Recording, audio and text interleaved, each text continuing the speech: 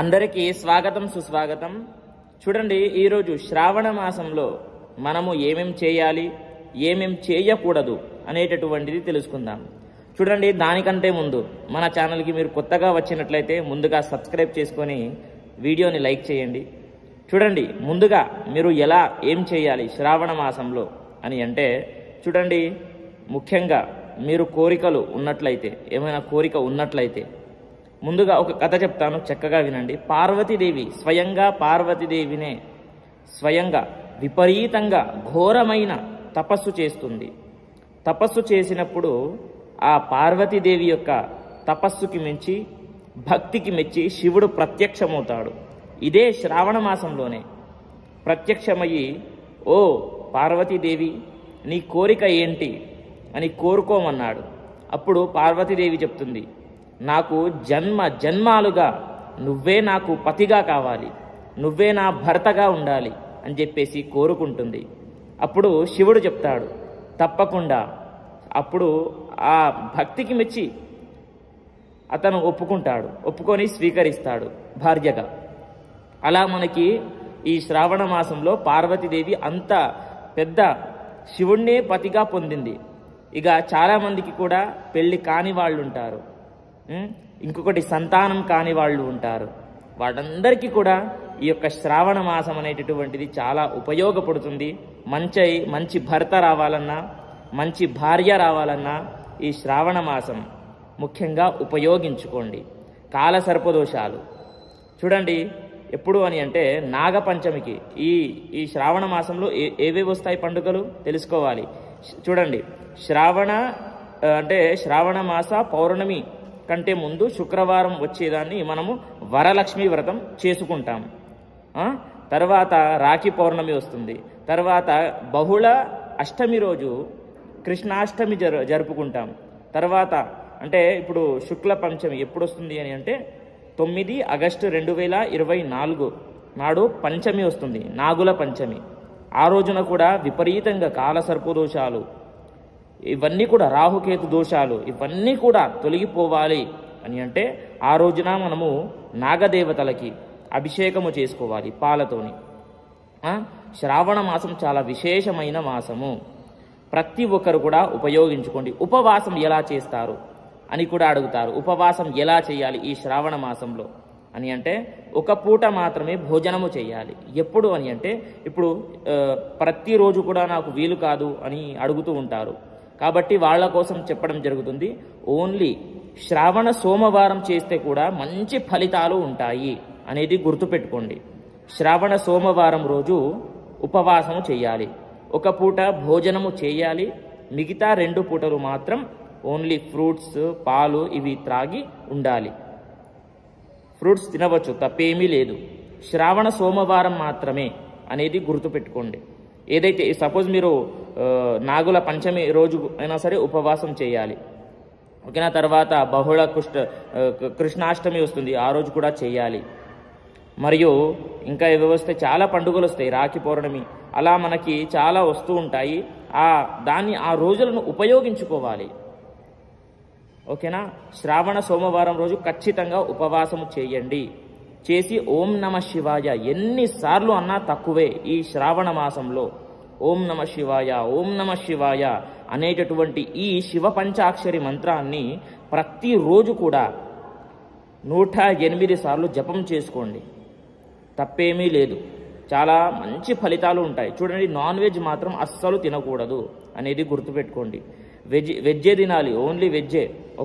ఒక పూట భోజనము మాత్రమే చేయండి. నాకు వీలు కాదు అని అంటే శ్రావణ సోమవారం మాత్రం ఉపవాసము చేయాల్సిందే అనేది గుర్తుపెట్టుకోండి, ఓకేనా. మరియు ఇంకా చాలామందికి కూడా ఇంకా ధర్మ సందేహాలు ఉంటాయి. మరి నాన్ వెజ్ అస్సలు తినకూడదా, మరియు వెజ్జే తినాలా, అస్సలు ఇవన్నీ నాన్ వెజ్ ముట్టుకుంటే మహాపాపం ఈ శ్రావణ మాసంలో. ఎందుకు అని అంటే ఇంకొకటి చెప్తాను వినండి. ఇంద్రదేవుడు ఈ శ్రావణ మాసంలోనే వర్షం కురిపించాడు. ఎప్పుడు అని అంటే, ఒకప్పుడు దేవుడు మరియు రాక్షసులు యుద్ధం జరుగుతూ ఉంటుంది. ఆ సమయంలో విషం తాగుతాడు. సముద్రంలోనే జరుగుతుంది ఆ యుద్ధం. అప్పుడు సముద్రంలో ఉన్నటువంటి విషం శివుడు తాగుతాడనమాట. శివుడు తాగి మొత్తం ఇక శివుడు ఎంత కోపిష్టి, ఎంత కోపం వస్తే అతని అంత కోపం ఎవ్వరికే ఉండదు ఈ ప్రపంచంలోనే. కాబట్టి అంత కోపంగా ఉన్నప్పుడు ఇంద్రదేవుడు ఏం చేస్తాడో తెలుసా? అప్పుడు భగవంతుని పైన వర్షం కురిపిస్తాడు. ఓ శివా, చల్లారు శివా అని చెప్పేసి వర్షం కురిపించి శివుణ్ణి చల్లపరుస్తాడు. అప్పుడు శివుడు ఆ చల్లపరిచేదాన్ని ఒప్పుకొని ఇక చాలా మంచి పని చేశావని చెప్పేసి ఇంద్రదేవతకి చెప్తాడనమాట. అప్పుడు చెప్పినప్పుడు అప్పుడు అతను కూడా అంటాడు, శివుడు కూడా అంటాడు, ఎవరైతే ఈ శ్రావణ మాసంలో నాకు అభిషేకము చేస్తారో వాళ్ళకి విపరీతమైనటువంటి ఫలితాలు ఉంటాయి.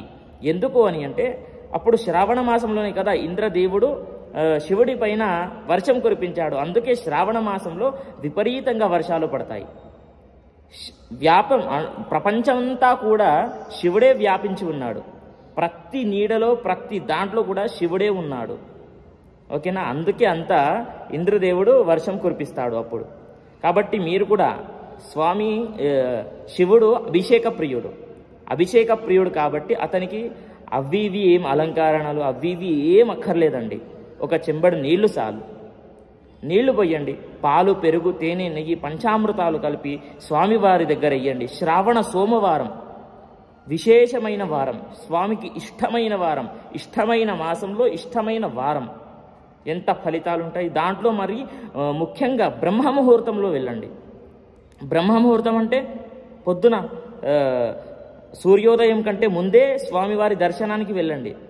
ఎప్పుడు? శ్రావణ సోమవారంలో, మళ్ళీ బ్రహ్మముహూర్తంలో. శ్రావణ మాస సోమవారం మరియు బ్రహ్మముహూర్తంలో వెళ్ళి స్వామివారి అభిషేకంలో పాల్గొనండి. ఎంత ఫలితాలు అని అంటే ఒక్క మాటలో చెప్పలేమండి, అంత ఫలితాలు ఉంటాయి. కాబట్టి విశేషంగా ప్రతి ఒక్కరు కూడా ఉపయోగించుకోండి. ఎవ్వరు కూడా మిస్ అవ్వకండి. సంతానం లేని వాళ్ళకి సంతానము కలుగుతుంది, పెళ్లి కాని వాళ్ళకి పెళ్లి అవుతుంది, ఉద్యోగం లేని వాళ్ళకి ఉద్యోగం వస్తుంది, వ్యాపారంలో అభివృద్ధి లేదు, ఎంత కష్టపడుతున్నాను అయినా సరే అభివృద్ధి అవ్వడం లేదు అని అంటే కూడా వాళ్ళకి కూడా మంచి ఉద్యోగంలో వ్యాపారంలో అభివృద్ధి చెందుతుంది, ఉద్యోగంలో ప్రమోషన్ వస్తుంది. చిన్న పిల్లలకి మంచి విద్య, జ్ఞానము, ముఖ్యంగా జ్ఞానము ఉంటే ఏదైనా సరే సంపాదించుకోగలుగుతాం, ఏదైనా సరే సాధించగలుగుతాం ఈ ప్రపంచంలో. కాబట్టి జ్ఞానము ఇస్తాడు శివుడు. మరియు అమ్మవారి యొక్క కృపాకటాక్షములు కూడా పొందాలి. అది స్త్రీలు చేస్తారు వరలక్ష్మి వ్రతం, అది కూడా ఆచరించండి. పురుషులు ప్రతి ఒక్కరు కూడా నేను పాయింట్స్ ఉన్నాయి కదా, ఇవన్నీ కూడా పాటించండి. నాన్ వెజ్ అస్సలు తినకండి. తినకుండా వెజ్ ఓన్లీ ఫ్రూట్స్, పాలు, పెరుగు, ఒక పూట భోజనం, మీకు వీలైతే ఒకటే పూట శ్రావణ మాసం మొత్తం అంతా కూడా ఒకే పూట భోజనం చెయ్యండి. 2 పూటలు టిఫిన్స్ ఏదైనా మామూలుగా చేసుకొని తినండి. ఒక పూట టిఫిన్ తినండి, మిగతా పూట మామూలుగా ఫ్రూట్స్ తిని ఉండండి. ఎంత ఫలితం అండి! ముఖ్యంగా మనస్సు ప్రశాంతంగా ఉంటుంది, తృప్తి ఉంటుంది. చాలామందికి కూడా ఎంత ధన కనక వస్తు వాహనాలు ఉన్నా సరే తృప్తి అనేటటువంటిదే ఉండదు. కాబట్టి ఇవన్నీ కూడా చేసుకుంటే గనక మీకు తృప్తి ఉంటుంది, మనశ్శాంతి ఉంటుంది అనేది గుర్తుపెట్టుకోండి. కాబట్టి ప్రతి ఒక్కరు కూడా ఈ శ్రావణ మాసాన్ని ఉపయోగించుకోండి. చాలా విశేషమైనటువంటి మాసము, శివుడికి ఇష్టమైనటువంటి మాసము. అందరూ కూడా నేను చెప్పినవన్నీ కూడా పఠించండి. ఇవన్నీ కూడా అన్నీ కూడా చేయాలి మీరు. ఓకేనా?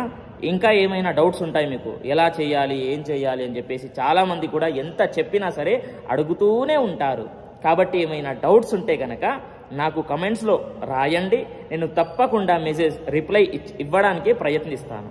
ఓకేనా? వీలైతే ఒక వీడియోకి లైక్ చేయండి, ఇంకా సబ్స్క్రైబ్ చేసుకోవడం ద్వారా వచ్చేటటువంటి నెక్స్ట్ వీడియోస్ కూడా మీకు నోటిఫికేషన్ ద్వారా వస్తూ ఉంటాయి. మరియు లైక్ చేయడం ద్వారా 10 మంది దగ్గరికి మంచి మాటలన్నీ కూడా వెళ్తూ ఉంటాయి. ఓకేనా? స్వస్తి, సర్వే జనాః సుఖినో భవంతు.